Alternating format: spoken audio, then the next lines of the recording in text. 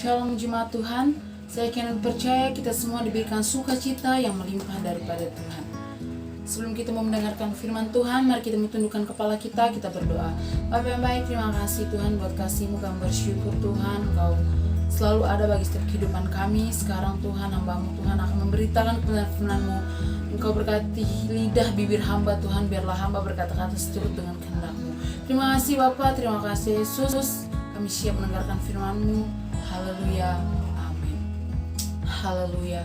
Pagi hari ini saya akan membawakan suatu tema kebenaran firman Tuhan, yaitu hidup dalam perintah Tuhan.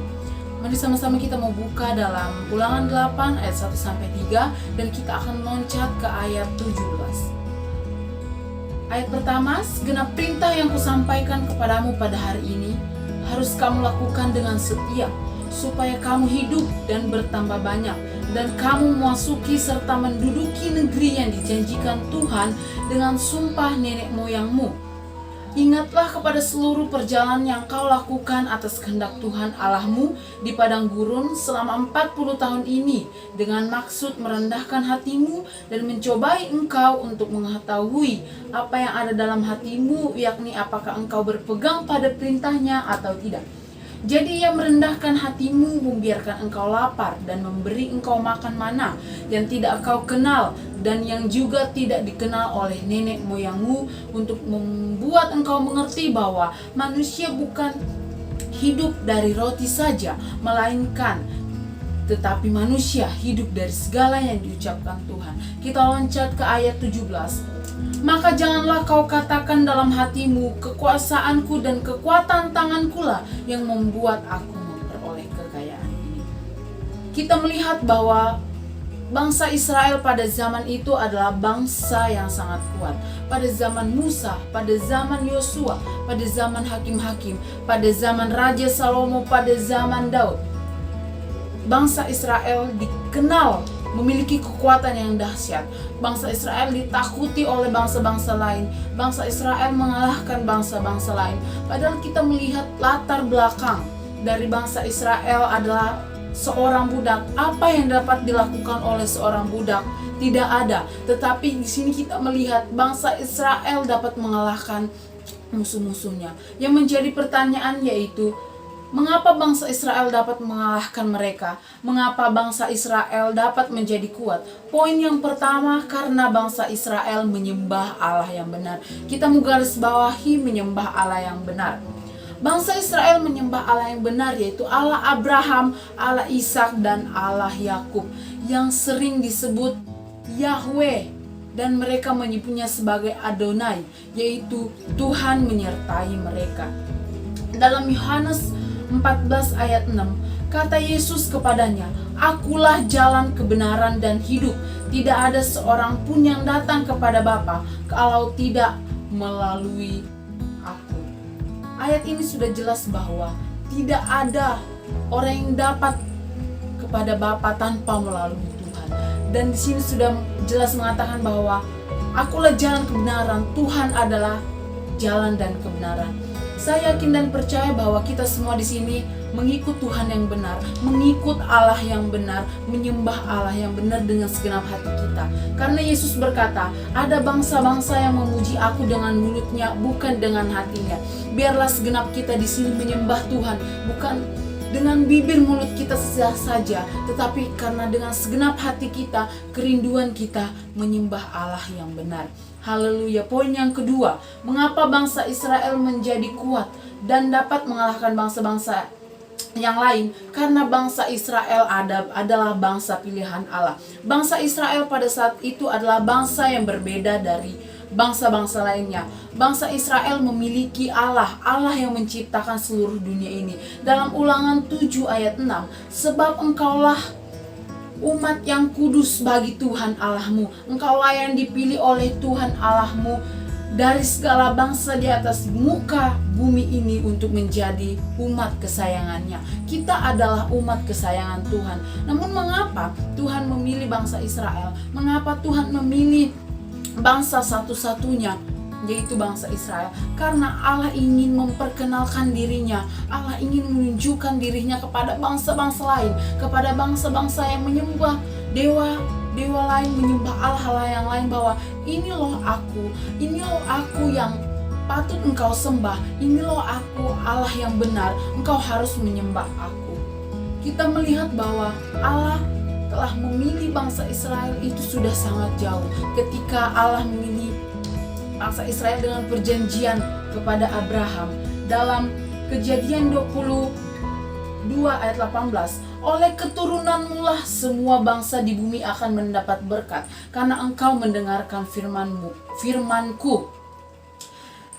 Yang kedua, perjanjian Allah dengan Ishak dalam Kejadian 26 ayat 4, aku akan membuat banyak keturunanmu seperti bintang di langit, aku akan memberikan kepadamu keturunan seluruh negeri ini, dan oleh keturunanmu semua bangsa di bumi akan mendapat berkat. Bukan hanya sampai situ saja. Ada satu lagi perjanjian Allah dengan Yakub dalam Kejadian 28 ayat 14. Keturunanmu akan menjadi seperti debu tanah banyaknya, dan engkau akan mengembang ke sebelah timur, barat, utara, dan selatan, dan oleh keturunanmu semua kaum di muka bumi akan mendapat berkat. Sangat jelas bahwa dari perjanjian Allah dengan Abraham, Ishak, dan Yakub, Allah telah memperkenalkan dirinya kepada bangsa-bangsa lain, bahwa inilah Allah Tuhan, Allah yang benar. Begitupun dengan kita semua, kita adalah keturunan dari Abraham, Ishak, dan Yakub. Kita adalah bangsa Israel, bangsa pilihan Tuhan, kita kepunyaan Tuhan. Dalam Petrus 2 ayat 9, tetapi kamulah bangsa yang terpilih, imamat yang rajani, bangsa yang kudus, umat kepunyaan Allah sendiri, umat supaya kamu memberitakan perbuatan-perbuatan yang besar dari Dia yang telah memanggil kamu keluar dari kegelapan kepada terangnya. Sudah sangat jelas bahwa kita adalah umat yang kudus, umat yang dipilih Tuhan, imamat yang rajani. Kita sebagai umat pilihan Tuhan, kita harus bersyukur karena Tuhan telah memilih kita. Dan ketika kita dipilih, kita ditugaskan untuk memberitakan kebesaran Tuhan, memberitakan kemuliaan Tuhan, bukan kemuliaan kita sendiri, bukan kebesaran kita, tetapi memberitakan kebesarannya. Dan poin yang ketiga, mengapa bangsa Israel menjadi kuat dan dapat mengalahkan bangsa lain? Karena bangsa Israel berpegang pada perintah Tuhan. Ini kata kunci yang sangat penting. Poin ketiga, berpegang pada perintah Tuhan. Poin yang ketiga ini yang menentukan benar atau tidaknya poin pertama dan kedua. Poin yang ketiga ini menentukan bahwa bangsa Israel menjadi kuat atau tidak. Karena dengan berpegang pada perintah Tuhan, kita mendapat kekuatan yang hanya daripada Tuhan. Dengan kita menaati firman Tuhan, kita menjadi kuat. Firman Tuhan adalah letak kekuatan ilahi. Ketika kita memiliki kekuatan ilahi, kalau ada kesungguhan ilahi, pasti ada kekuatan ilahi, dan itu hanya berasal daripada Tuhan. Ketika kita berpegang dan taat akan perintah Tuhan. Kita mau lihat contoh dalam Alkitab ketika bangsa Israel, yaitu bangsa yang telah dipilih Tuhan.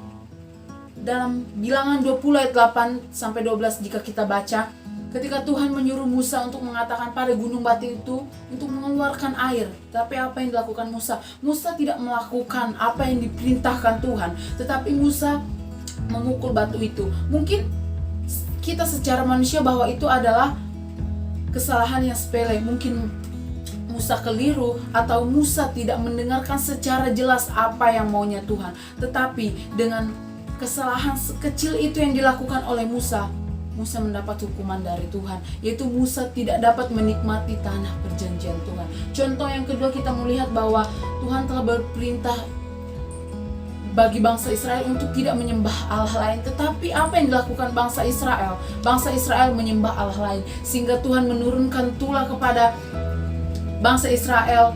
Pada saat itu 24.000 orang binasa karena tidak ikut berpegang pada perintah Tuhan. Contoh yang ketiga, yaitu Daud. Ketika Daud ingin berperang melawan bangsa Filistin, kita tahu bahwa Daud pada saat itu masih seorang yang sangat muda. Tetapi kita lihat bahwa Daud menjadi pemenang dalam peperangan itu. Daud dapat mengalahkan Goliat yang sangat besar. Dalam 1 Samuel 17 ayat 45, tetapi Daud berkata kepada orang Filistin itu, "Engkau mendatangi aku dengan pedang dan tombak dan lebing, tetapi aku mendatangi engkau dengan nama Tuhan semesta alam, Allah segala barisan Israel yang kau tantang itu." Sehingga kita tahu bahwa Daud dapat mengalahkan Goliat pada saat itu. Nah itu Bapak Ibu Saudara jemaat Tuhan, saya mau mengakhiri khotbah saya.